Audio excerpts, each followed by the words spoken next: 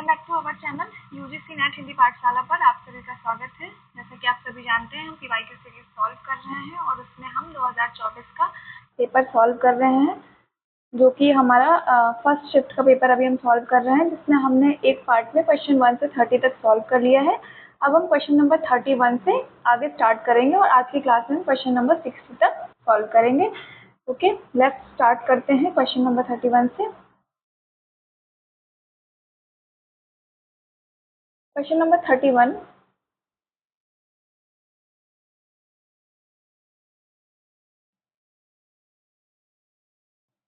मारे गए गुलफाम उर्फ तीसरी कसम कहानी में हीराबाई को ले जा रही बैलगाड़ी के रास्ते में उल्लिखित स्थानों को पहले से बाद के क्रम में लगाइए। तो ये जो कहानी है हमारी मारे गए गुलफाम उर्फ तीसरी कसम, फणीश्वर नाथ रेणु जी की ये कहानी है। और इस कहानी में जो हीरामन है वो गाड़ी चालक है, गाड़ी चलाता है, बैलगाड़ी चलाता है। ठीक है, उसकी एक सवारी है जिसका नाम है हीराबाई, जो कि नौटंकी में काम करती है, नौटंकी या कंपनी में काम करने वाली औरत है। ओके, तो उसको वो लेके जा रहा है। तो जब एक जगह से दूसरी जगह वो लेके जा रहा है तो रास्ते में कुछ शहर के नाम आते हैं। ठीक है, तो उन शहरों में नामों का क्रम हमें बताना है। तो सबसे पहले आता है चंपानगर, फिर आता है हमारा तेगछिया, उसके बाद में आता है ननंदपुर, फिर आता है हमारा सीताधर और लास्ट में आता है फारबिसगंज। ठीक, चंपानगर से वो हीराबाई को बिठाता है अपनी गाड़ी में और फारबिसगंज उसे ड्रॉप करना होता है। 1956 में ये कहानी आपकी प्रकाशित होती है। ठीक है, और रेणु जी की कुछ अन्य कहानियां हैं। लाल पान की बेगम, ये भी हमारे सिलेबस की कहानी है। एक आदिम रात्रि की महक, पंचलाइट, ठेस, संवदिया आदि। ठीक है, नेक्स्ट आते हैं क्वेश्चन नंबर 32 पे। किस कहानी में घनश्याम नगर, कुल्लू, दिल्ली, एम्पोरियम, धूमनगंज आदि स्थानों का उल्लेख हुआ है? ठीक है, तो ये आपकी जो कहानी है पिता ज्ञान रंजन की कहानी है। ये इस कहानी में आपका उल्लेख होता है घनश्याम नगर।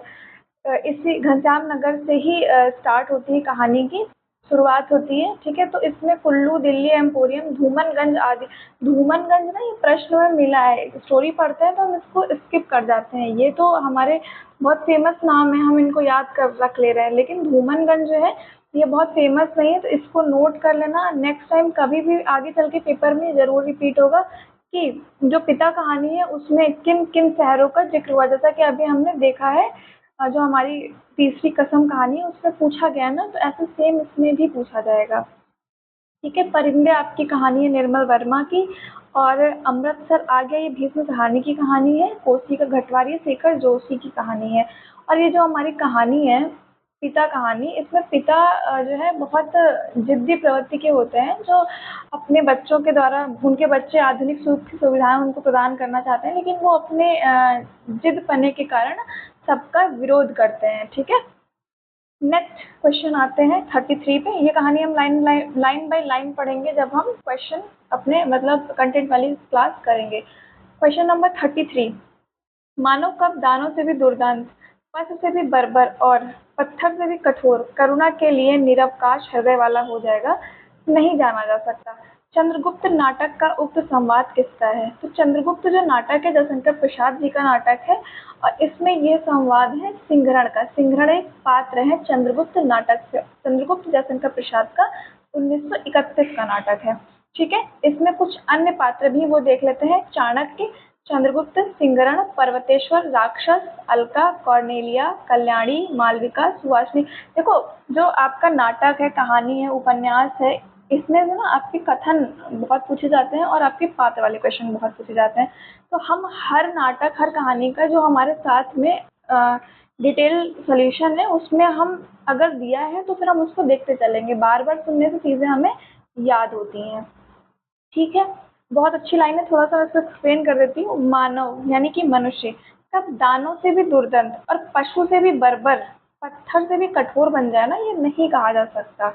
ये एकदम फैक्चुअल लाइन है। कुछ लोग होते हैं ना पहले शुरू में बहुत इमोशनल होते हैं, लेकिन बाद में वो फिर बहुत स्ट्रांग हो जाते हैं, क्योंकि वो इतना बार उनको धोखा मिल जाता है या परिस्थिति ऐसी बन जाती है जिसकी वजह से वो बहुत ही ज़्यादा कठोर बन जाते हैं। ठीक है, कुछ लोग ऐसे होते हैं जो बहुत अच्छे होते हैं, लेकिन बाद में से एक कहावत है कि हर साधु का एक अतीत होता है और हर एक जो क्रिमिनल है उसका एक भविष्य होता है। तो उस पे लाइन एकदम फिट बैठ रही है। ठीक है, नेक्स्ट आते हैं क्वेश्चन नंबर 34 पे। क्वेश्चन नंबर 34 हमारा ये है आपका, संस्कृति के 4 अध्याय के एवं प्रकरण के आधार पर मिलान कीजिए। ठीक है, अध्याय और प्रकरण को आपको मिलाना है। ये आपका 1956 जो है संस्कृति के 4 अध्याय 1956 की आपकी रचना है रामधारी सिंह दिनकर जी की। ठीक, अब देखते हैं इसमें थोड़ा ये डीप क्वेश्चन है ये आपके इंडेक्स वाले पेज से, लेकिन ये बहुत डीप क्वेश्चन है। ठीक, आंसर देखते हैं इसका।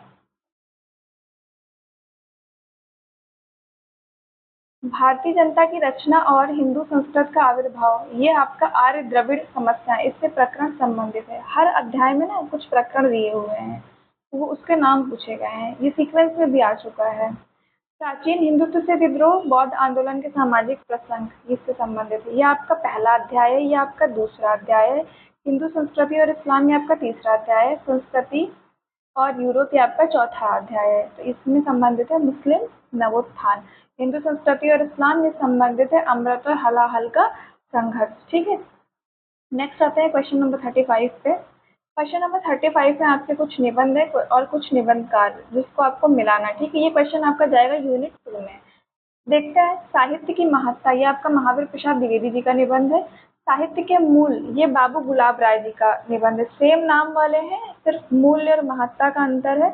इंपॉर्टेंट है, इसको नोट कर लेना। नेक्स्ट टाइम ये रिपीट होगा, स्टेटमेंट वाले में रिपीट होगा और इंटरचेंज करके इसको पूछेंगे, डेफिनेटली पूछेंगे इसको इंटरचेंज करके। तो साहित्य की महत्ता महावीर प्रसाद द्विवेदी, साहित्य का मूल्य बाबू गुलाब राय। देखो अगर ट्रिक लगानी है तो ऐसे लगा लो, महत्ता महावीर प्रसाद द्विवेदी, और बाबू में भी बड़े ऊ की मात्रा और मूल्य में भी बड़े ऊ की मात्रा है। लेकिन इतना दिमाग लगाने से अच्छा है कि इसको सिंपली याद कर लो।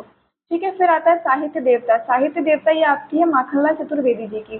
साहित्य देवता माखनलाल चतुर्वेदी। साहित्य कला और प्रेम, ये आपकी यशपाल जी का निबंध है। ठीक है, ये पूछा जाएगा, यशपाल आपके सिलेबस में है। इनका उपन्यास लगा है ना झूठा सच। साहित्य कला और प्रेम किसका है? यशपाल का निबंध है। या यही पूछ लेंगे कि ये किस विधा की रचना है, तो निबंध विधा की रचना है, याद रखिएगा। नेक्स्ट आता है क्वेश्चन नंबर 36 पे। मैं मानता हूँ कि आप लोग कुचले हुए और उपेक्षित हैं, लेकिन आपको अपनी इस ताकत का एहसास होना चाहिए कि अगर आप चाहें तो प्रशासन की इस मशीन का चलना संभव बना दे सकते हैं। यह आप ही लोग तो हैं जो रेलों और तारघरों को चलाते हैं। यह कथन किस राष्ट्रीय नेता का है? ठीक है, तो ये बाल गंगाधर तिलक भारतीयों को संबोधित करते हुए कहते हैं कि मैं मानता हूँ कि आप लोग कुचले हैं और उपेक्षित हैं, लेकिन आपको अपनी ताकत का एहसास होना चाहिए कि आप जनता हैं। ठीक है, और आप ही प्रशासन को मशीन के जैसे चला रहे हैं। अगर आप नहीं करेंगे कुछ, आप चाहें तो उसको चलाना बंद कर सकते हैं। ठीक है, पावर है, बहुत पावर होती है जनता के पास में। जैसे अभी एक खैर इस पे वापस आते हैं। या आप ही लोग हैं तो जो रेलों और तारघरों को चलाते हैं। तो ये कथन है बाल गंगाधर तिलक का, सीधे सीधे स्टेटमेंट आपका पूछा गया है ये। क्वेश्चन नंबर 37 उपन्यास है और उपन्यासकार आपके हैं। देखते हैं ठाकुर प्रसाद सिंह, कुब्जा सुंदरी इनका उपन्यास है। कुब्जा सुंदरी। देवेश ठाकुर का है भ्रम भंग उपन्यास। रामदरस मिश्र अपने लोग, गंगा प्रसाद विमल मृगांतक। ये दोनों बहुत इंपॉर्टेंट है, पूछे गए हैं तो अब चारों इंपॉर्टेंट हो गए हैं। ओके, नेक्स्ट आते हैं क्वेश्चन नंबर 40, पहले देख लेते हैं स्क्रीन पर। ये रुपये को बजाकर देखा जाता है और आदमी को एक ही बोली से पहचाना जाता है। यह उक्ति किस पात्र से संबंध है? तो पहली बात तो ये जो आपका कथन है ये आपके मैला आंचल से संबंधित है। मैला आंचल फणीश्वर दास रेणु जी का आपका उपन्यास है, आंचलिक उपन्यास है, 1954 में ये आता है। ठीक है, और यह कथन जो है ये है बालदेव का कथन। ये याद रखिएगा कि ये लाइन मैला आंचल से संबंधित है। नेक्स्ट टाइम में शायद ही पूछे कि ये किसका कथन है, लेकिन ये जरूर पूछ सकते हैं कि किस बुक से रिलेटेड है, किस कृति किस रचना से संबंधित है। ठीक है, नेक्स्ट देखते हैं क्वेश्चन नंबर 38। यूनिट 1 से रिलेटेड आपके क्वेश्चन है। ऐसे क्वेश्चन में सिंपली क्या करना होता है, याद करने से अच्छा है आप इसको प्रोनाउंशिएट करके देख लो।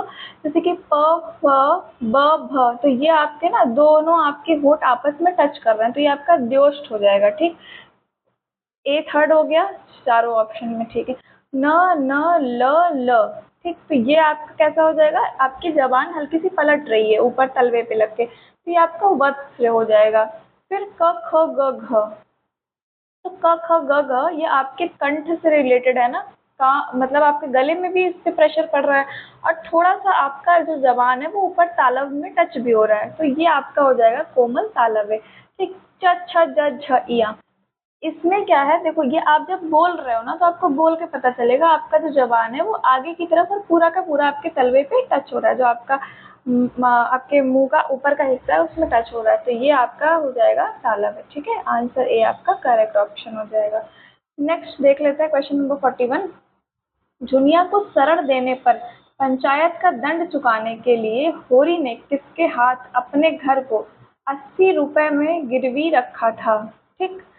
तो गोदान उपन्यास से संबंधित है। होता क्या है कि जो गोबर और धनिया, नहीं धनिया सॉरी, जो होरी और धनिया इनका पुत्र होता है गोबर, तो गोबर जो है वो झुनिया से प्रेम करता है, तो झुनिया प्रेग्नेंट हो जाती है, तो गोबर उसको छोड़ के अपने घर, मतलब गोबर उसको होरी और धनिया के पास में छोड़ के फिर वो लखनऊ चला जाता है कमाने के लिए, ठीक है। तो झुनिया, अब उसमें पंचायत का दंड लगता है होरी और धनिया के ऊपर, तो उस समय होरी जो है किसके यहाँ अपना घर गिरवी रखते हैं और कितने रुपए में रखते हैं, तो ये गिरवी रखते हैं झिंगुरी सिंह के यहाँ, और कितने रुपए में रखते हैं, ये रखते हैं 80 रुपए में गिरवी रखते हैं। नेक्स्ट टाइम इसके पैसे पूछे जाएंगे, वाई की वजह से रिपीट होता है। और किस लिए 80 रुपए का दंड लगा था, झुनिया को शरण देने पर, ठीक है। झुनिया को शरण क्यों दी थी ये भी पता चल गया आपको। नेक्स्ट आते हैं क्वेश्चन नंबर 42 पे। कला के किस क्षण से फैंटेसी साहित्यिक कलात्मक अभिव्यक्ति का रूप धारण करने लगती है, ये आपका जो कला के तीसरे क्षण से फैंटेसी साहित्यिक कलात्मक अभिव्यक्ति का रूप धारण करने लगती है, ऑप्शन डी आपका करेक्ट ऑप्शन होगा, ठीक है। फिर आते हैं नेक्स्ट क्वेश्चन नंबर 39 पे। किसी चीज को ना जानना यदि गलत है तो जानबूझकर ना भूल पाना, हमेशा जोक की तरह उससे चिपटे रहना, यह भी गलत है। परिंदे कहानी का उक्त कथन किसने कहा है, ये कथन कहा है डॉक्टर मुखर्जी ने। किसके लिए कहा है, जो परिंदे कहानी की मुख्य पात्र है लतिका, उसके लिए ये कथन कहा गया है, ठीक। तो इसमें जानना ये है, बहुत अच्छी लाइन है, तो बहुत लोग होते हैं ना अपना पास्ट कैरी करके चलते हैं, तो पास्ट अगर आप नहीं जान रहे हो, किसी चीज को आप नहीं जान रहे हो, तो वो आप चलो ठीक है, नहीं जान रहे हो तो कोई बात नहीं, लेकिन अगर आप जान रहे हो उसके बाद भी उसको ही लेके चल रहे हो, आप आगे बढ़ नहीं पा रहे हो, तो ये उससे ज़्यादा गलत है, क्योंकि जब तक आप पीछे की चीज़ नहीं छोड़ोगे आप कैरी फॉरवर्ड नहीं कर पाओगे। लाइक जैसे आपने पढ़ाई करी, आपका 1-2 नंबर से सिलेक्शन रुक गया, ठीक है, आपका आने वाले 6 महीने में 1 साल में फिर से एग्ज़ाम है, तो अगर आप उसी 1-2 नंबर को लेके बैठे रहोगे ना, तो आपका वो पूरा का पूरा अगला साइकिल इफेक्ट करेगा। इसलिए जो भी चीज़ बीत गई है, बात रात गई बात गई, लाइक ऐसा, ठीक है। उस चीज़ से बस सीखना है, ना कि उससे जोक की तरीके से चिपके रहना है, ठीक। परिंदे किसकी कहानी है, निर्मल वर्मा की कहानी है। 1958 में ये कहानी लिखी जाती है और परिंदे कहानी संग्रह में प्रकाशित होती है। परिंदे कहानी संग्रह कब आता है, 1960 में आता है, ठीक। नेक्स्ट देखते हैं क्वेश्चन नंबर 43।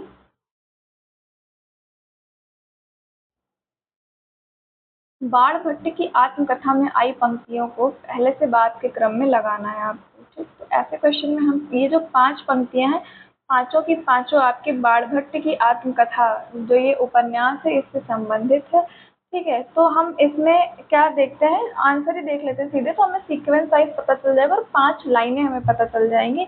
और यह आपका उपन्यास किसका है, हजारी प्रसाद द्विवेदी जी का उपन्यास है। बाण भट्ट की आत्मकथा 1946 में आता है, 1946 में, ठीक है, 1946 में आता है और हजारी प्रसाद द्विवेदी जी द्वारा यह लिखा गया है। देखते हैं, यद्यपि बाणभट्ट नाम से ही मेरी प्रसिद्धि है पर यह मेरा वास्तविक नाम नहीं है, ठीक है। सेकंड है, भावी जीवन की रंगीन कल्पनाओं में डूबते उतराते मनुष्य को आसपास देखने की फुर्सत कहाँ होती है।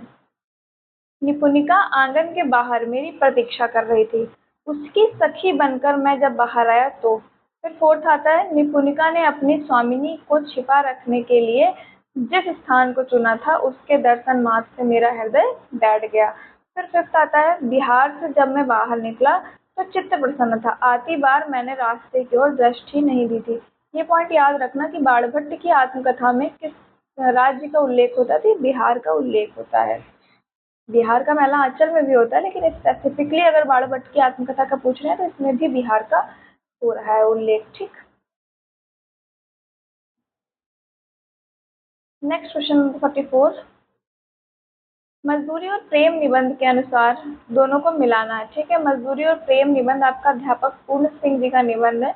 अध्यापक पूर्ण सिंह जी ने टोटल 6 निबंध लिखे हैं सिर्फ। ठीक, तो अब आपको जब हम निबंध पढ़ते हैं तो निबंध में कुछ जो आपके फेमस फेमस व्यक्ति हैं उनका नाम आता है और वो कैसे अपना जीवन यापन करते थे, क्या काम करके अपना जीवन यापन करते थे, इससे संबंधित उसमें कुछ दिया हुआ है, वो हमें बताना है। ठीक है, तो उसमें दिया हुआ क्या, ये लोग अपने जीवन यापन के लिए यही काम करते थे और ये बहुत फेमस व्यक्ति हैं। जैसे कि आपके जोन ऑफ आर्क हैं, तो ये क्या करते थे, भेड़े चराते थे। ठीक है, टॉल्स्टॉय जूते गाड़ते थे।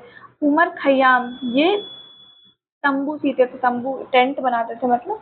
खलीफा उमर रंग महलों में चटाई आदि बुनना। ठीक है, ऐसे कृष्ण का भी दिया हुआ है कि श्री कृष्ण गाय चराते थे। ओके, नेक्स्ट कहानी है हमारी 45, गैंग्रीन रोज कहानी के संबंध में उचित कथन है। गैंग्रीन कहानी किसकी है, अज्ञे जी की कहानी है ये।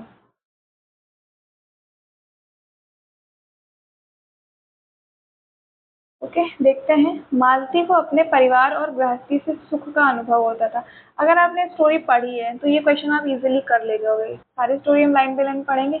देखो, मालती जो है वो अपने गृहस्थ जीवन में सुख की तो नहीं थी, क्योंकि वो अपनी रोजमर्रा की जिंदगी से एक ही चीज अब रोज रोज रोज रोज होती रहती है, जिंदगी में कुछ नयापन नहीं होता है, तो इंसान बहुत रूखा सा हो जाता है। मतलब उसके अंदर की जो भावनाएं हैं, संवेदनाएं हैं, वो धीरे धीरे समाप्त होने लगती हैं। उसी पे आधारित ये कहानी है आपकी। तो ए स्टेटमेंट आपका गलत है, वो उसको सुख अनुभव नहीं होता था। मालती के पति सरकारी डॉक्टर थी, एकदम सही बात है, उनके पति सरकारी डॉक्टर थे। सरकारी अस्पताल और डॉक्टर के प्रति उसके मन में अच्छी भावना थी, बिल्कुल अच्छी भावना नहीं थी, क्योंकि उसके पति जो है वो गैंग्रीन, वो रोज ही किसी का पैर काट देते थे। मतलब कांटा चुभा कोई रोग होता था तो वो पैर काट देते थे। तो सरकारी अस्पताल और उसके पति के प्रति उसके मन में बहुत अच्छी भावना नहीं थी। मालती ने पिता के द्वारा लाई किताब फाड़कर फेंक दी थी, ये भी एकदम सही बात है। मालती बहुत, जब बचपन में वो छोटी थी, बहुत ही चंचल प्रवृत्ति की थी, तो उसके पिता ने उसको एक बुक दी, पढ़ने लिखने में उसका मन नहीं लगता था बिल्कुल भी, तो उसके पिता ने उसको एक किताब दी और बोला कि ये किताब तुम पढ़ो और जब ये पूरी हो जाएगी तब मैं तुमसे इसमें से प्रश्न पूछूंगा। तो वो करती क्या है, वो रोज एक पन्ना फाड़ के फेंक देती है। फिर जब उसके पिताजी पूछते हैं बुक पढ़ ली, तो वो बोलती है हाँ पढ़ ली। कहते हैं लाओ मैं प्रश्न पूछूं, तो कहती कि मैंने फाड़ के फेंक दी। ठीक है, तो वो इस स्वभाव की लड़की थी। उसके बाद वो एकदम शांत स्वभाव की, मतलब उसके आसपास क्या हो रहा है उसको कोई खबर नहीं रहती थी। फिर डी स्टेटमेंट आपको करेक्ट है। ई स्टेटमेंट पे आते हैं, मालती के शिशु को चोटें लगती ही रहती हैं, रोज ही गिर पड़ता है। तो उसका बच्चा गिर जाता है, उसको रोज चोटें लग जाती हैं, तो वो कोई रिएक्ट नहीं करती कि मेरा बच्चा गिर गया, मेरे को चोट लग गई। वो उसका ऐसा रहता है रिएक्ट कि हाँ ठीक है, रोज ही गिरता है, उसको रोज ही चोट लगती है, लाइक दैट। ठीक, तो ये आपके करेक्ट स्टेटमेंट हो जाएंगे। अज्ञे जी की कुछ अन्य कहानियां देख लेते हैं। वित्थगा, परंपरा, कोठरी की बात, जयदेव, अमर, वल्लरी आदि। नेक्स्ट आते हैं क्वेश्चन नंबर 46 पे। क्वेश्चन नंबर 46, किशोरीदास वाजपेयी की पुस्तक हिंदी की वर्तनी तथा शब्द विश्लेषण के अध्यायों का सही अनुक्रम कीजिए। ऐसा क्वेश्चन एक तो इस बार आया था, इसके बाद में जब दिसंबर 2025 का पेपर होता है उसमें भी इस टाइप के 3-4 क्वेश्चन आते हैं कि स्पेसिफिकली किसी बुक का नेम देके, उसके राइटर का नेम देके और उसमें जो अध्याय आए हैं, जो चैप्टर आए हैं, उनका क्रम पूछा गया है। ठीक, तो ऐसे प्रश्न के लिए हमें क्या करना है, रट लेना है, इसको याद कर लो। या तो आप अगर कोई भी बुक पढ़ रहे हो, जो ऑथेंटिक बुक पढ़ रहे हो, उसमें जो भी सीक्वेंस दिया हुआ है, इंडेक्स इंडेक्स को लर्न कर लो। बस ये उपाय है ऐसे क्वेश्चन को राइट करने का। देखते हैं आंसर ही देख लेते हैं सीधे। हिंदी की कुछ क्रियाएं पहला चैप्टर आएगा, फिर उसके बाद में आएगा हमारा नाम यानी संज्ञाएं, फिर आएगा हिंदी में अनुनासिक वर्ण और अनुस्वार, फिर आएगा समास में वर्तनी की स्थिति, लास्ट में वाक्य विन्यास में वर्तनी का विवेचन। नेक्स्ट क्वेश्चन नंबर 47, जेमि लोग विलेज जई पाणी तिम घरणी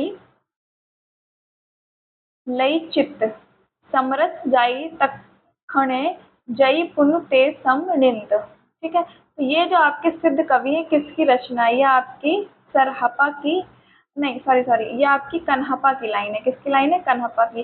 कुछ आपके गिने चुने जो फेमस हैं सिद्ध कवि, उनकी कुछ गिनी चुनी ही लाइन है, उनमें से ही ये पूछ लेते हैं। तो ये आपकी कन्हपा की लाइन है। किसकी लाइन है? कन्हपा की। Okay, Kanhapa is the correct answer. Next आता है क्वेश्चन नंबर 48 पे। मजदूरी और प्रेम निबंध के अनुसार पश्चिमी सभ्यता मुख मोड़कर जिस नए आदर्श को उन्मुख है, उस आदर्श को दर्शाने वाले देवता कौन है? देखो, इस निबंध के अनुसार जो है पश्चिमी सभ्यता मुख मोड़कर नए आदर्श की ओर, जो पश्चिमी सभ्यता है वो किसी नए आदर्श की ओर उन्मुख है, वो किसी नई चीजों को अपना आइडियल बनाने में लगी हुई है। तो ऐसा दर्शाना, ये कौन कहता है, मतलब ऐसा कौन मानता है? तो ये मानते हैं टॉल्स्टॉय। ओके, और इनके जो निबंध है वो देख लेते हैं। 6 ही निबंध है, कुल 6 निबंध इन्होंने लिखे, 6 के 6 इंपॉर्टेंट है। सच्ची वीरता एक इनका निबंध है। आचरण की सभ्यता इनका निबंध है। यूपी बोर्ड से जो लोग होंगे उन्होंने ये पढ़ा होगा, 12th में है। आचरण की सभ्यता 11th 12th के सिलेबस में लगा हुआ था, अभी भी लगा हुआ ही है। और मजदूरी और प्रेम ये हमारे नेट के सिलेबस में है। अमेरिका का मस्त योगी वॉल्ट हिटमैन, कन्यादान और पवित्रता। ठीक है, नेक्स्ट आते हैं क्वेश्चन नंबर 49। को नहीं पकड़त मेरो हाथ 20 कोटि सुत होत फिरत मैं हाहा होय अनाथ। भारत दुर्दशा नाटक उक्त गीत किस अंक में आता है? तो ये जो भारत है, भारत बोलता है कि कोई भी मेरा हाथ से नहीं पकड़ रहा है, मैं अनाथ होके इधर उधर भटक रहा हूँ। तो ये गीत आता है दूसरे अंक में। ठीक, और ये गाता कौन है? भारत भाग गीत को गाता है। ठीक है, उसके बाद में फिर आशा आती है और कहती है कि मेरे होते हुए किसी को कोई कैसे मर सकता है। लाइक हम जब बहुत निराश होते हैं तो एक उम्मीद की किरण रहती है, जिसकी वजह से फिर हम दोबारा से चीज़ें रिस्टार्ट करते हैं। अच्छा नाटक है, और उस समय की परिस्थिति को दर्शाया गया है भारतेंदु जी द्वारा। 1880 में ये नाटक आया था, और टोटल इसमें कितने अंक हैं? 6 अंक हैं, ये याद रखना। 6 के 6 का क्रम पूछ लेते हैं, ये भी याद रखना। ठीक है, हाँ, एक और इम्पोर्टेंट चीज़ है, जो भारतेंदु जी के जो नाटक हैं उसमें टोटल इन्होंने 17 नाटक लिखे हैं। 17 में से 8 इनके मौलिक नाटक हैं और 9 अनुदित नाटक हैं। हमको मौलिक नाटक का अलग नोट बनाना है और अनुदित नाटक का नोट्स अलग बनाना है, क्योंकि जब कभी कभी प्रश्न में आपसे पूछ लेते हैं कि इसमें से भारतेंद्र के सारे नाटक दे देंगे और पूछ लेंगे कौन सा मौलिक है या कौन सा अनुदित नाटक है। ठीक है, तो मौलिक नाटक कौन कौन से हैं? दादी हिंसा हिंसा न भवती, विशस्य विषमौसधम, प्रेम जोगिनी, चंद्रावली, भारत दुर्दशा, नील देवी, अंधेर नगरी, सती प्रताप। ठीक है, फिर अनुदित नाटक की बात करते हैं। रत्नावली, विद्या सुंदर, पाखंड विडंबना, धनंजय विजय, मुद्रा राक्षस, दुर्लभ बंधु, कर्पूर मंजरी, सत्य हरिश्चंद्र, भारत जननी, ये इनके अनुदित नाटक हैं। ठीक है, नोट कर लेना और विथ ईयर याद कर लेना। इनका कभी कभी सीक्वेंस पूछ लेते हैं, डायरेक्ट इनका प्रकाशन वर्ष ही पूछ लेते हैं। नेक्स्ट आते हैं क्वेश्चन नंबर 50। मजदूरी और प्रेम निबंध से इस क्वेश्चन पेपर में अभी तक 3 क्वेश्चन हम देख चुके हैं। मजदूरी और प्रेम निबंध में आई पंक्तियों को पहले से बात के क्रम में लगाइए। ऐसे क्वेश्चन के लिए हमें पूरा निबंध पढ़ना होगा और कई बार पढ़ना होगा। देखते हैं इसका आंसर ही सीधे देख लेते हैं। हल चलाने वाले और भेड़ चराने वाले प्राय स्वभाव से ही साधु होते हैं। अगली बार जब भी पूछेंगे ना तो पूछेंगे कि कौन प्राय स्वभाव से ही साधु होते हैं, तो ये होते हैं आपके हल चलाने वाले और भेड़ चराने वाले। सेकंड है, आपने 4 आने पैसे मजदूर के हाथ में रखकर कहा, यह लो दिन भर की अपनी मजदूरी, वाह क्या दिल लगी है। ये लाइन इसलिए आती है कि पूरा दिन मजदूर आपके लिए काम करता है और फिर आप बोलते हो पूरे दिन का पैसा उसके हाथ में रख के कि ये लो तुम्हारी मजदूरी। तो ये मजदूरी मतलब कहने का ये है कि हमें एहसान फरामोश नहीं होना चाहिए कि हमने पैसे दिए हैं तो ये नहीं कि पैसे दे रहे हैं तो काम हो रहा है, नहीं, हमने पैसे दिए और वो मेहनत कर रहे हैं। ठीक है, सबके काम की रिस्पेक्ट करनी चाहिए, ये कहना चाह रहे हैं लेखक यहाँ पे इस लाइन से। थर्ड स्टेटमेंट है, मुझे तो मनुष्य के हाथ से बने कामों में उनकी प्रेम में पवित्र आत्मा की सुगंध आती है। ठीक है, लाइक हैंड वर्क जो होता है उसको ज़्यादा पसंद किया जाता है, क्योंकि उसमें उनकी मेहनत होती है, उसमें उनका जो भाव है वो भी एक हिसाब से। आप होटल में रोज़ खाना खाओ और आप अपने घर का रोज़ खाना खाओ, तो घर के खाने में मम्मी के हाथ का प्यार होता है, वो ज़्यादा टेस्ट में अच्छा लगता है। ठीक है, फिर आता है फोर्थ स्टेटमेंट, आदमियों की तिजारत करना मूर्खों का काम है, सोने और लोहे के बदले मनुष्य का बेचना मना है। ठीक, फिर आता है फिफ्थ, पश्चिमी सभ्यता मुख मोड़ रही है, वह एक नया आदर्श देख रही है। ठीक, नेक्स्ट आता है क्वेश्चन नंबर 51 पे, चीफ की दावत कहानी के आधार पर सामनाथ के संबंध में सटीक कथन है। चीफ की दावत भीष्म कहानी की कहानी है कि, और जो सामनाथ के चीफ है वो खाने के लिए आते हैं, मतलब डिनर के लिए उनको बुलाया जाता है, तो उस समय सामनाथ के कुछ कथन है वो आपको बताने हैं। सामनाथ की भारतीयता में गहरी आस्था थी, ऐसा कुछ नहीं है, एकदम गलत है। सामनाथ बहुत स्वार्थी किस्म के व्यक्ति हैं, जिनको अपनी माँ की भी चिंता नहीं है, वो उनको कूड़ा करकट के जैसे छिपाने की बात कर रहे हैं। नेक्स्ट आता है, सामनाथ ने माँ को सफ़ेद कमीज और सफ़ेद सलवार पहनने के लिए कहा। ये स्टेटमेंट आपका सही है कि उनकी माँ पूछती है कि आज चीफ आ रहे हैं तो हम क्या पहन लें, तो वो बोलते हैं कि सफ़ेद कमीज और सफ़ेद सलवार पहन लो। सामनाथ अपने चीफ को नापसंद करते हैं। सामनाथ पार्टी की कामयाबी सुनिश्चित कर लेना चाहते थे। डी स्टेटमेंट आपका सही है। सामनाथ को दुनिया के कहे की चिंता होती है। सामनाथ को दुनिया के कहे की चिंता होती है, वो इसीलिए तो अपनी माँ को वृद्धाश्रम नहीं भेज रहे हैं कि लोग क्या कहेंगे। ठीक है, क्योंकि उनकी माँ कहती है कि बेटा मुझे हरिद्वार छोड़ आओ, तो कहते हैं नहीं लोग क्या कहेंगे, उनको कहे की चिंता होती है। ठीक है, ये स्टेटमेंट भी आपका करेक्ट है। चीफ को ना, उनका चीफ के प्रति कोई बहुत हार्दिक सम्मान नहीं था, उनका प्रमोशन हो जाए इसलिए वो चीफ के आगे पीछे घूम रहे थे। ठीक, तो ये इसका ऑप्शन में नहीं है, अगर होता तो ये चारों स्टेटमेंट करेक्ट थे, लेकिन ये सामनाथ के द्वारा नहीं, सटीक नहीं वह कह सकते हैं, बट होता तो करेक्ट मान लेते हैं। भीष्म कहानी जी की जो कहानी संग्रह है वित्त प्रकाशन वर्ष बहुत इंपॉर्टेंट है, डायरेक्ट पेपर में पूछी गई है। देखते हैं, भाग्य रेखा 1953, पहला पार्ट 1957, भटकती राख 1966, पटरियां 1973, वांगचू 1978, शोभा यात्रा 1981, निशाचर 1983, पाली 1989, डायन 1998। ठीक है, नेक्स्ट आते हैं क्वेश्चन नंबर 52 पे। हिंदी की सार्वदेशिक व्यापकता के संबंध में निम्नलिखित कथन मिलते हैं। सार्वदेशिक व्यापकता का मतलब है कि हिंदी बहुत बड़े क्षेत्र में प्रचलित है, बस उसके बारे में बताना है। हिंदी की व्यापकता और लोकप्रियता का एक कारण साहित्य और संगीत की दृष्टि से उसकी संपन्नता भी है। ये बात हम कह सकते हैं करेक्ट है, क्योंकि साहित्य अगर देखें तो हिंदी में ही सबसे ज़्यादा है, संगीत भी देखें तो हिंदी, कुछ कुछ तो पुस्तकें ऐसी हुई हैं साहित्य में कि लोगों ने उसको पढ़ने के लिए हिंदी सीखी है, तो व्यापकता तो है ही साहित्य की। ठीक है, तो ये स्टेटमेंट आपका सही है। फिर हिंदी को देशव्यापी बनाने में वैष्णव धर्म, सूफी संतों, निर्गुण सगुण कवियों की महत्वपूर्ण भूमिका रही है, बिल्कुल रही है, बी करेक्ट है।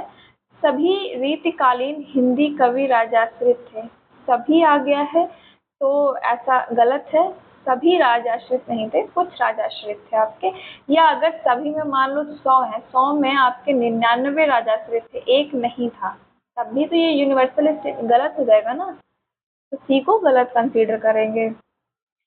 डी देखते हैं, हिंदी के विकास में राजनीतिक परिस्थितियों और गतिविधियों का बड़ा हाथ रहा है, बिल्कुल रहा है। ठीक है, हिंदी प्रदेश व्यापारिक दृष्टि से महत्वपूर्ण नहीं थे, इसलिए हिंदी की सार्वदेशिकता का विकास अवरुद्ध हुआ, ऐसा नहीं है, ये स्टेटमेंट आपका गलत है। ठीक है, व्यापारिक दृष्टि से आपके अहिंदी प्रदेश भी महत्वपूर्ण थे। ठीक है, और वहाँ हिंदी की सार्वदेशिकता का विकास अवरुद्ध नहीं हुआ है, लेकिन वहाँ हिंदी का प्रचलन कम है। जैसे आप केरल में जा रहे हो या आप उधर कर्नाटक में जा रहे हो और तेलंगाना में जा रहे हो, ठीक है, साउथ में आप कहीं भी जा रहे हो, तो वहाँ हिंदी, ऐसा नहीं कि हिंदी किसी को आती नहीं है, वहाँ हिंदी प्रचलित नहीं है। ठीक है, क्योंकि वहाँ उनकी अपने राज्य की भाषा है, तो वो उसको प्राथमिकता देते हैं बस, लेकिन ऐसा नहीं कि अवरुद्ध हुआ था विकास।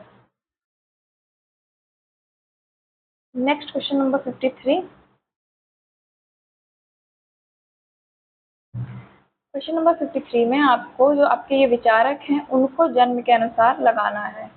सबसे पहले आपके आएंगे किरकेगार्ड 1813 में, फिर आएंगे आपके कार्ल मार्क्स 1818 में, फिर आएंगे ज्योतिराव फूले 1827, फ्रायड आपके आते हैं सिगमंड फ्रायड 1856, महात्मा गांधी 1869 में।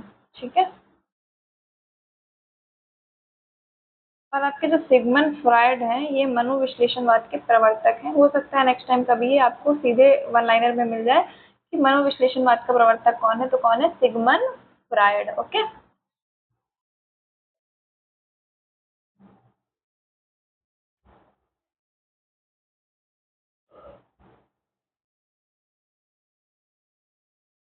नेक्स्ट क्वेश्चन है आपका 54, मैला आंचल के अनुसार सत्य कथन है।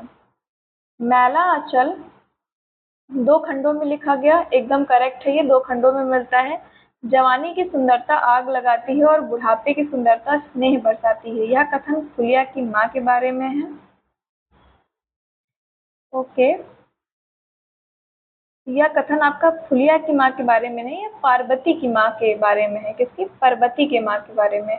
इस उपन्यास में कुल 67 खंड है। ये आपका करेक्ट और फैक्चुअल पॉइंट है, इसको याद रखना। मैलाचल उपन्यास में टोटल 67 परिच्छेद हैं, जो कि आपका पहले खंड में 44 परिच्छेद है और दूसरे खंड में 23 परिच्छेद है।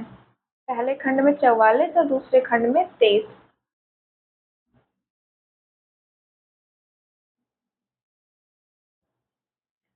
और एक दिन इस गांव में गिद्ध कौवा उड़ेगा, लक्षण अच्छे नहीं है, कथन बूढ़े जोतकी का है। तो ये कथन भी बूढ़े जोतकी का, ये स्टेटमेंट भी आपका करेक्ट स्टेटमेंट है। ठीक है, नेक्स्ट आता है क्वेश्चन नंबर 55 पे। कोसी का घटवार शेखर जोशी की कहानी है, आधार पर गुसाई के कथनों को पहले से बाद के क्रम में लगाइए। जो गुसाई होता है वो लक्ष्मा से प्रेम करता है, तो लक्ष्मा की शादी, गुसाई फौज में भर्ती हो जाता है तो लक्ष्मा की शादी उसके जो पिता है वो कहीं और कर देते हैं, क्योंकि गुसाई के आगे पीछे कोई नहीं, वो अकेला ही है। तो वो कहते हैं लक्ष्मा के पिता कि परदेश में बंदूक की नोक पे अपनी जान रखने वाले को अपनी बेटी में कैसे दे दूं। ठीक है, और तो देखते हैं इसमें, तो फिर लक्ष्मा क्या होता है, लक्ष्मा विधवा हो जाती है और उसका एक बच्चा होता है छोटा सा। फिर लक्ष्मा जब वो फौज से रिटायर हो जाता है गुस्साई, तो आके यहाँ पे एक अपने आटे की चक्की लगा लेता है, जिसे कोसी का घटवार बोलते हैं। फिर वहाँ का ही ये वक्तव्य पूरा देखते हैं क्या है। सुबह से अब तक 10 पसेरी भी नहीं हुआ, सूरज कहाँ का कहाँ चला गया। पिछले साल पलटन से लौट आया था वक्त काटने के लिए, यह लगवा लिया। यह वह लक्ष्मा से कह रहा है। बच्चा है, भूख लगाई होगी, डांटने से क्या फायदा, यह भी लक्ष्मा से ही कह रहा है। लोग ठीक कहते हैं, औरत के हाथ की बनी रोटियों में ही स्वाद दूसरा होता है। ये भी गुसाई के सारे कथन है ये। ठीक है, लक्ष्मा से ही वो कह रहा है। कभी 4 पैसे जुड़ जाए तो गंगनाथ का जागर लगाकर भूल चूक की माफी कर देना। लक्ष्मा ने कसम खाई थी कि अगर मैं तुमसे शादी नहीं करूंगी तो मैं किसी से नहीं करूंगी, लेकिन वो किसी और से शादी कर लेती है। तो गुसाई को ऐसा लगता है कि उसी पाप का फल है, तो वो कहते हैं कि कभी अगर तुम्हारे पास पैसे हो जाए तो गंगनाथ का जागरण जरूर लगवा देना। ठीक है, पूर्व दीप्ति शैली यानी कि फ्लैशबैक में लिखी गई है कि वो पहले का सोच सोच के याद कर रहा है और फिर उस पे ये कहानी लिखी गई है। नेक्स्ट आते हैं क्वेश्चन नंबर 56 में। क्वेश्चन नंबर 56, शिव मूर्ति निबंध के अनुसार निम्नलिखित में से कौन सा मूर्तियों का मुख्य रंग नहीं है। तो शिव मूर्ति जब हम निबंध पढ़ते हैं, प्रताप नारायण मिश्र जी का यह निबंध है, इसमें अलग अलग मूर्तियों के और अलग अलग प्रकार की मूर्तियां दर्शाई गई हैं। तो इसमें कौन सा रंग नहीं दर्शाया गया है? इसमें हरा रंग नहीं दर्शाया गया है, श्वेत दर्शाया गया है, काला दर्शाया गया है और लाल भी दर्शाया गया है। प्रताप नारायण मिश्र जो है, इनके कुछ अन्य निबंध है वो देख लेते हैं। और एक पॉइंट और है, ये भी पूछा गया है कि प्रताप नारायण मिश्र आचार्य रामचंद्र शुक्ल ने इन्हें हिंदी का एडिशन कहा था। ठीक है, और बालकृष्ण भट्ट को हिंदी का आइंस्टीन बोला था रामचंद्र शुक्ल ने। ठीक, ब्राह्मण पत्रिका का प्रकाशन किया था 1883 में। इनके अन्य निबंध है धोखा, दांत, आप, नारी, समझदार की मौत, होली है अथवा होरी, ईश्वर की मूर्ति, वृद्ध दान, कनातन के ढोल बांधे। ठीक है, नेक्स्ट आते हैं क्वेश्चन नंबर 58, पहले देख लेते हैं स्क्रीन पे, क्योंकि ये राजभाषा के संबंध में निम्नलिखित तथ्यों का मिलान कीजिए, मतलब जो सही है उसको बताना है। देखते हैं, आर्टिकल 343 अनुच्छेद 343(1) के अनुसार संघ की राजभाषा हिंदी और लिपि देवनागरी होगी। बिल्कुल ये सही है। राजभाषा से संबंधित जो आपका संविधान में अनुच्छेद है वो 343 से लेकर 351 तक बोला गया है। तो 343 ये कहता है कि जो संघ की राजभाषा होगी वह हिंदी होगी और लिपि उसकी देवनागरी होगी। ठीक है, ए स्टेटमेंट आपका सही है। फिर आपका आता है 17 जून 1957 को राष्ट्रपति द्वारा राजभाषा आयोग का गठन किया गया। नहीं, ये आपका हुआ था 7 जून 1955 को प्रथम राजभाषा आयोग का गठन किया गया था। 7 जून 1955 ही है। फिर आपका आता है नेक्स्ट सी स्टेटमेंट। अनुच्छेद 350 में उच्चतम न्यायालय और उच्च न्यायालय आदि की भाषा की व्यवस्था है। ये आपका 348 में है। अनुच्छेद 344 के अनुसार राष्ट्रपति संविधान के प्रथम 5 और 10 वर्ष के बाद राजभाषा आयोग नियुक्त कर सकता है। मतलब इसको अगर सिंपल लैंग्वेज में बोले तो अनुच्छेद 344 से कहता है कि राष्ट्रपति प्रत्येक 10 वर्ष में राजभाषा आयोग का गठन करेगा और पहली बार में 5 वर्ष में किया गया था। ठीक है, तो ये आपका डी स्टेटमेंट करेक्ट है, ए स्टेटमेंट करेक्ट है। ये अनुच्छेद 348 होगा आपका। फिर अनुच्छेद 345 में यह व्यवस्था है कि राज्य का विधानमंडल विधि द्वारा एक या अधिक प्रादेशिक भाषाओं या हिंदी को सरकारी प्रयोजनों के लिए स्वीकार कर सकेगा। तो इस स्टेटमेंट भी आपका सही है। 345 यह कहता है कि राज्य विधानमंडल हिंदी या फिर उससे अधिक जो वहाँ की भाषा है उसको सरकारी प्रयोजनों के लिए स्वीकार करेगा। ठीक है, नेक्स्ट आते हैं question number 57। Question number 57, Ramchandra Shukla ने सरस्वती में प्रकाशित निम्नलिखित कहानियों को मार्मिकता की दृष्टि से भाव प्रधान कहानी के रूप में माना है। ठीक है, तो इसमें वो कौन कौन सी कहानी को भाव प्रधान कहानी मानते हैं? एक तो बंग महिलाओं की दुलाई वाली, 11 वर्ष का समय रामचंद्र शुक्ल की जो है इसको, इंदुमती किशोरीलाल गोस्वामी ACD ऑप्शन आपका, इसको ये भाव प्रधान कहानी मानते हैं। ठीक है,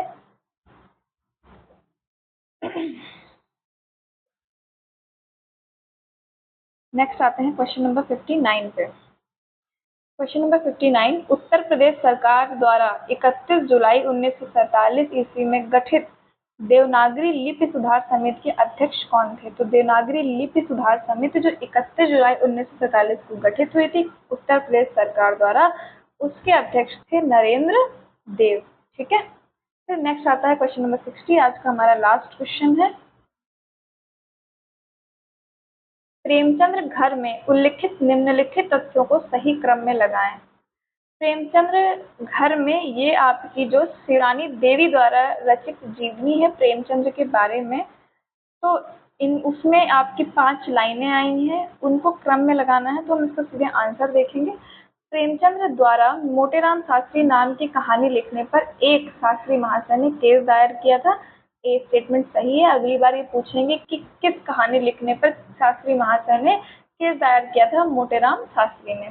सेकंड, लखनऊ के गवर्नर हेली धनपत राय जी को राय साहेबी देना चाहते थे क्योंकि वे भारत के सबसे बड़े राइटर थे। सेकंड स्टेटमेंट, शिवरानी देवी पिकेटिंग करते हुए गिरफ्तार हुई। तीसरा भी सही है। मतलब ये सीक्वेंस देख रहे हैं हम। साहित्य सभा की मीटिंग के लिए प्रेमचंद पहली बार दिल्ली जाते हैं। ओके, शिवरानी देवी कृत प्रेमचंद्र घर में 1944 जीवनी विधा की रचना है, ये याद रखना है हमें। ठीक है, और इन्होंने जो प्रेमचंद का संपूर्ण जीवन है वो 88 भागों में दिखाया है। जैसे कि मैला आंचल का पूछा गया है कितने भाग में था, कितने 2 खंड थे, फिर उसमें 67 परिच्छेद आते हैं। ये भी आपसे पूछा जा सकता है कि 88 भाग में दिखाया गया है, ये याद रखिएगा। और इनका जो शिरानी देवी का जो पुस्तक की शिरानी देवी जो पुस्तक लिखी है प्रेमचंद की पत्नी ने, प्रेमचंद्र घर में जो पुस्तक लिखी है शिरानी देवी ने, उसकी श्रद्धांजलि लिखी है बनारसी दास चतुर्वेदी ने, और आमुख शिरानी देवी, आमुख यानी कि भूमिका लिखी है शिरानी देवी ने। ठीक है, और अमृत राय ने प्रेमचंद की दूसरी जीवनी लिखी है कलम का सिपाही। कलम का मजदूर एक इनकी तीसरी जीवनी है जो कि लिखी है श्री मदन गोपाल ने। ठीक है, ये दोनों भी पूछे जा चुके हैं, PYQ है आपका ये। ओके, तो हाँ, और एक चीज़ और हम देख लेते हैं, जब हम इसका अभी यहाँ पे दिया है तो देख लेते हैं, वरना हम जब भूमिका पढ़ेंगे तो ये चीज़ वहाँ पर भी आएगी।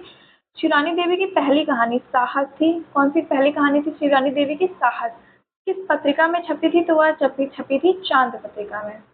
नहीं, चांद पत्रिका में नहीं छपी थी। हाँ, वो चांद पत्रिका में छपी थी, हंस में नहीं छपी थी। ठीक है, ये याद रखिएगा। ओके, इसी के साथ हमारी क्लास आज की खत्म होती है। बाकी के क्वेश्चन हम कल की क्लास में करेंगे। कल की क्लास में हमारा ये पेपर कंप्लीट हो जाएगा। क्लास को देखिएगा, लाइक करिएगा, शेयर करिएगा, चैनल को सब्सक्राइब करिएगा और जो भी आपके सुझाव हो वो कमेंट बॉक्स में ड्रॉप करिएगा। Thank you so much. Class आपको कैसी लगी ये भी बताइएगा। Thank you.